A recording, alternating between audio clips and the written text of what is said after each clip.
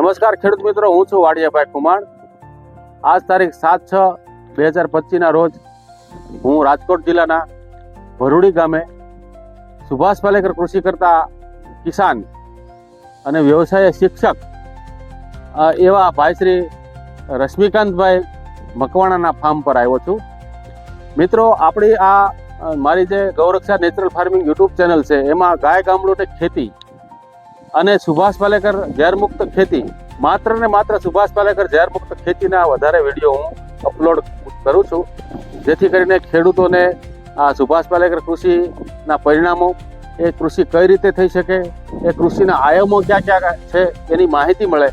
તો આજે હું આપણે ભાઈ શ્રી રશ્મિકાંતભાઈ મકવાણાના ફાર્મ પર આવ્યો છું. ગોંડલ રાજકોટ હાઈવે પર એનું ફાર્મ છે અને સરસ મજાની એક નાની એવી જગ્યામાં અંદાજે 1 એકર છે, 1.25 એકર જેટલી જગ્યામાં એને પંચસ્તરીય ખાદ્ય જંગલ મોડેલ ઊભું કર્યું છે. જે ગુરુજીએ આપણને સમજાવ્યું છે કે પંચસ્તરી ખાદ્ય જંગલ કેમ ઊભું કરવું, એમાં ક્યાં ક્યાં આયામો આવે, એમાં ક્યાં ક્યાં વૃક્ષોને કેવા અંતરે વાવવા, એ રીતનું સરસ મજાનું જે ખાદ્ય જંગલ મોડેલ પાલેકર જે સમજાવ્યું છે એવું સરસ મજાનું ખાદ્ય જંગલ મોડેલ આ એમણે સરગવા, કેળા, અલગ અલગ પ્રકારના ફળ પાકો વાવી સાથે શાકભાજી પણ અંદર નીચે ઉગાડેલ છે. તો રશ્મિકાંતભાઈને આપણે પહેલા પરિચય લઈએ કે રશ્મિભાઈ, તમારો પહેલા પરિચય આપો, મોબાઈલ નંબર આપો અમારા ખેડૂત મિત્રોને. નમસ્કાર, જય ગૌ માતા. રશ્મિકાંત ધીરજલાલ મકવાણા, ગામ ભરૂડી, જિલ્લો રાજકોટ. હું વ્યવસાય આમ તો શિક્ષણ ક્ષેત્રે જોડાયેલો છું અને આ જગ્યાએ 8 મહિનાથી આ પંચસ્તરીય મોડેલ ઊભું કર્યું છે, 32x32 વાળું.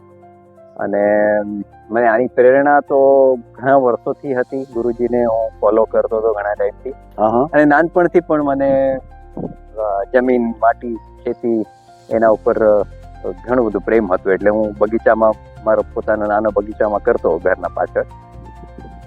પહેલા તો કેમિકલ ને બધું વાપરી જોયું, કાંઈ એમાં વર્તું નથી, જોઈ લીધું, નુકસાન જ થાય છે એમાં. અને પછી આ જ્યારથી ગુરુજીનું જોયું ત્યારથી મને આ વાત એકદમ ઘડ બેસી ગઈ. ઘણા બધા મેં એમના શિબિર પણ કર્યા છે, શિવાર ફેરી પણ કરી છે. સરસ 50 ખેડૂતને ત્યાં જઈને પ્રેક્ટિકલી જોઈ આવ્યો ત્યારે લાગ્યું કે ના, સક્સેસફુલ મોડેલ છે, કરવા જેવું જ છે. અને હું બધાને એમ કહીશ કે આ મોડેલ કરો, જરૂર કરો.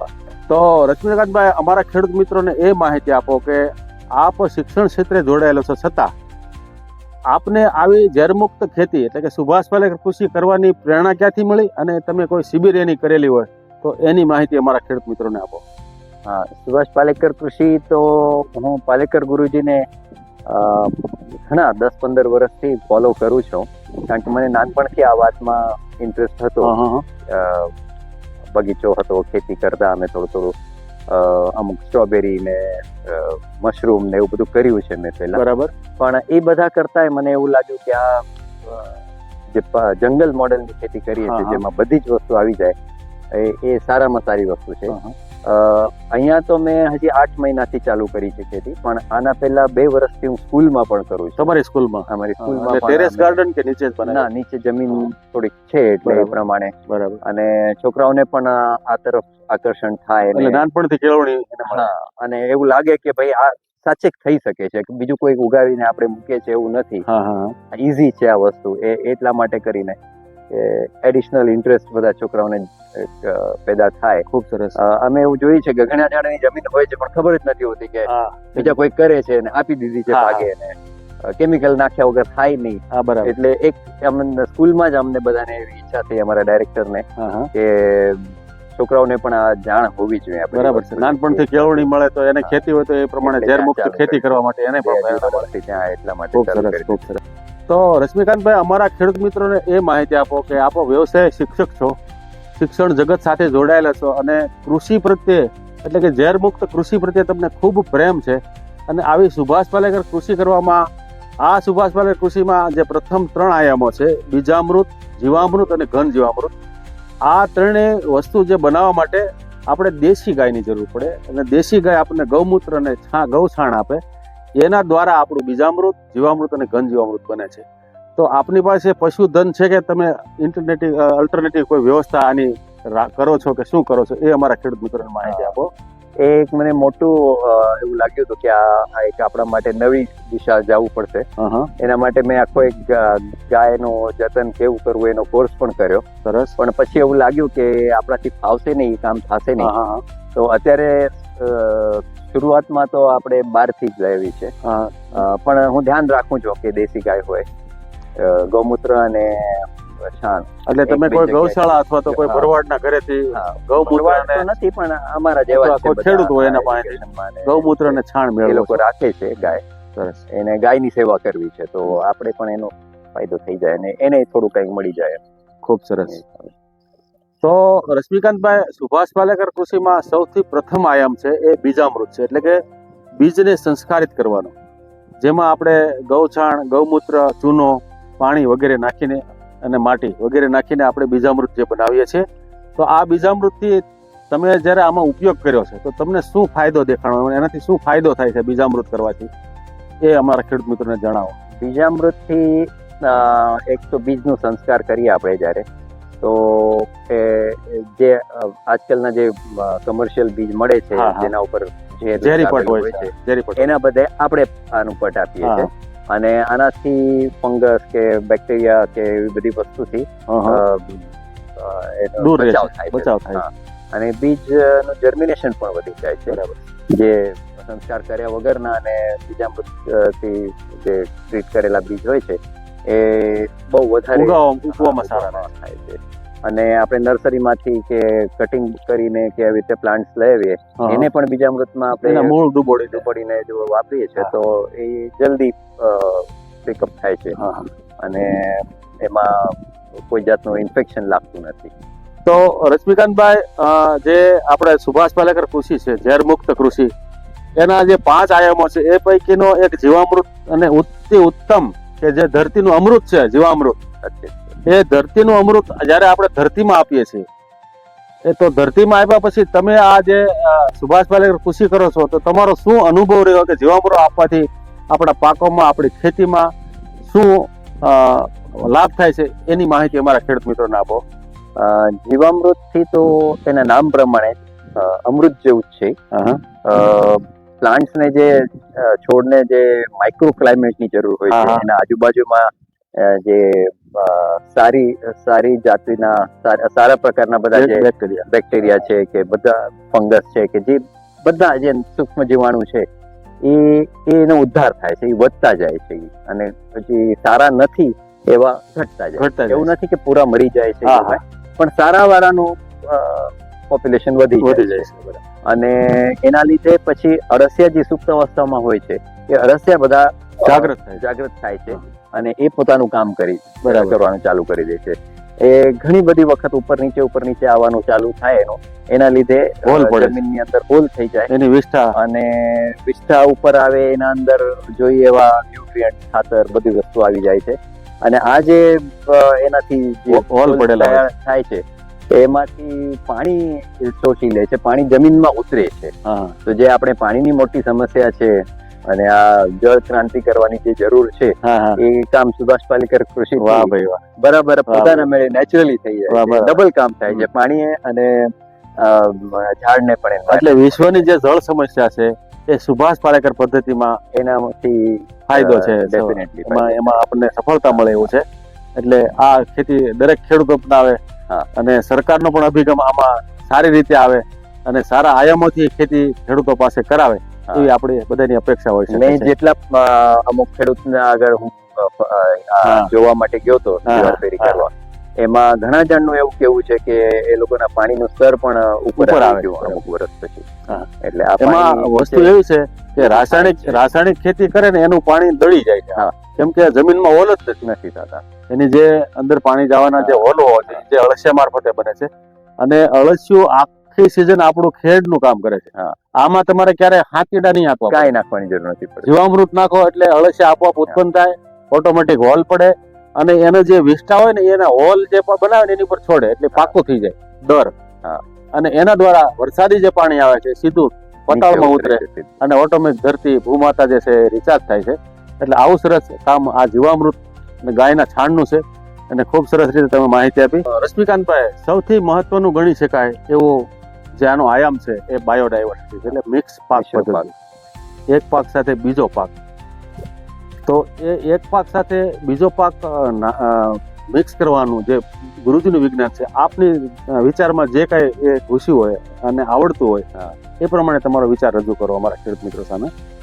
એમાં એવું છે કે મિશ્ર પાક પદ્ધતિથી એક કાઉન્ટર ઇન્સ્ટિટ્યુટ જેવી વાત છે. જનરલી આપણે એમ કહેવામાં આવે કે એક જ પાક વાવો અને એને ખાતર જે જરૂર છે એ આપ્યા રાખવું અને બીજાનું કોમ્પિટિશન નહીં કરવું. આમાં મિશ્ર પાક સાથે ઇવન હું તો કહું કે આ બધા જે ઘાસફૂસ જે છે વચ્ચે એ પણ બધા મદદ કરતા હોય છે એકબીજાને. આ બધા પાકો એકબીજાથી જે સૂક્ષ્મ વસ્તુ જે છે ન્યુટ્રિયન્ટ્સ જે નાઇટ્રોજન છે, ફોસ્ફરસ એવી બધાની લેવેચ કરતા હોય છે, આપલે કરતા હોય છે. તો એમ છે કે આ એક દળ વાળા જે કેળ જેવા જે છે એ ફોસ્ફરસ આપે છે, જ્યારે દ્વિદળ વાળા સરગવો છે કે આપણા શાકભાજીમાં ચોરા છે, મગ છે, એ બધાને નાઇટ્રોજન આપે છે. અને એવી રીતે બધા જે ન્યુટ્રિયન્ટ્સની જરૂર છે એ બધા એકબીજાને આપલે કરતા હોય છે. એટલે આપણે ઉપરથી કાંઈ ખાતર નાખવાની જરૂર નથી પડતી એમાં. વાહ ભાઈ, ખૂબ સરસ માહિતી આપી. તો રશ્મિકાંતભાઈ, મારે એ વાત તમને પૂછવાની છે કે આપણા ખેતરની અંદર એટલે સુભાષ પાલેકર પદ્ધતિની અંદર આચ્છાદનનું ખૂબ મહત્વ છે. આચ્છાદન એટલે ધરતીની ચાદર. આ લીલું આચ્છાદન છે અને ક્યારેક આપણે શુષ્ક પણ આચ્છાદન કરીએ છીએ, એ પણ છે અહીંયા. તો આચ્છાદન વિશે તમારે જે આપની પાસે જે કાંઈ માહિતી હોય તો આચ્છાદન વિશે અમારા ખેડૂત મિત્રોને માહિતી આપો. આપે બહુ સારી રીતે કીધું. આચ્છાદન એટલે ધરતીની ચાદર છે. સુભાષ પાલેકર ગુરુજી પણ કહેતા હોય છે કે ધરતીને કોઈ વખત નગ્ન નહીં રાખતા. તો આપણે લીલું આચ્છાદન તો જોઈએ જ છે કે કાંઈ હોય નહીં જમીન ઉપર તો પોતાના મેળે ઘાસ ઉગી જાય છે. એનું કારણ એવું છે કે ઘાસ હવામાંથી પાણી લઈ લે. સવારના આપણે જ્યારે જોઈએ તો આપણે ચાલતા હોઈએ તો ઝાકળ બધા આપણા બૂટમાં ચપ્પલમાં લાગતી હોય છે, એટલે એ હવાનું પાણી ઓલરેડી મળી જાય છે, એટલે પાણીની જરૂર પણ ઓછી પડે. લીલા આચ્છાદનમાં અમે મઠ વાવીએ છીએ વચ્ચે વચ્ચે, તો એ કામ થઈ જાય છે. અને જ્યારે એવું શક્ય નથી હોતું અને બીજું પણ જ્યારે આપણે સૂકું આચ્છાદન કાષ્ઠ આચ્છાદન નાખીએ ત્યારે એનાથી જમીનની જે ભેજ છે એ જળવાઈ રહે છે, પાણી જલ્દી નાખવાની જરૂર નથી પડતી. અને અળસિયા જે છે એ 24 કલાક કામ 24 કલાક એને ભેજ રહે એટલે ઠંડુ વાતાવરણ પ્લસ ઉપરથી પક્ષી ચકલા આવીને જે લઈ જાય છે એટલે એ દિવસના ઓમ કામ ન કરે, રક્ષણ થઈ જાય છે. એટલે દિવસના પણ એનું રક્ષણ થાય તો દિવસના એ કામ કરે રાખે, એટલે આપણા માટે આચ્છાદનનો ફાયદો થાય છે. ખૂબ સરસ. તો રશ્મિકાંતભાઈ, આપ જે સુભાષ પાલેકર કૃષિ કરો છો અને આપ ઝેરમુક્ત ખેતીના પોતેથી અંદરથી હિમાયત છો કે ભાઈ આ આપણે કરવી જોઈએ, તો અમારા ખેડૂત મિત્રોને તમે સુભાષ પાલેકર કૃષિ કરવા અંગે આપનો સંદેશો આપો. મારું તો કહેવું એમ છે કે બધાય ખેડૂતો આવી ઝેરમુક્ત ખેતી કરે.